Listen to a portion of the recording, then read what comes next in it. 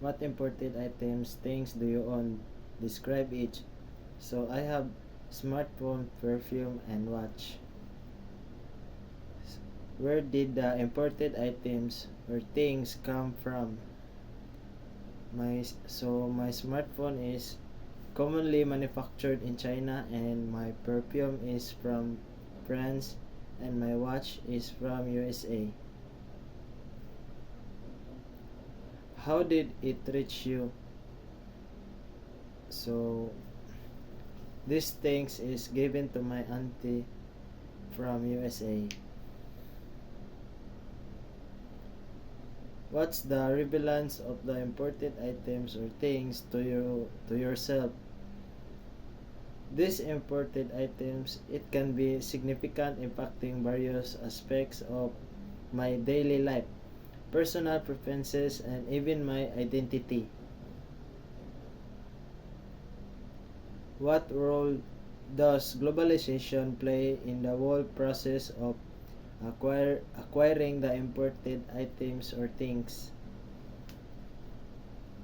Globalization has played a significant part in how imported goods are obtained by impacting numerous facets of international trade, manufacturing, and logistics. The growing interconnection of worldwide markets, thanks to lowered barriers, has enabled companies in even the smallest nations to procure resources and sell output to far-flung population centers. Globalization has augmented international economic interdependence, fostered global economic growth and development, raised standards of living across the world. So last, what is the importance of globalization to yourself and the world?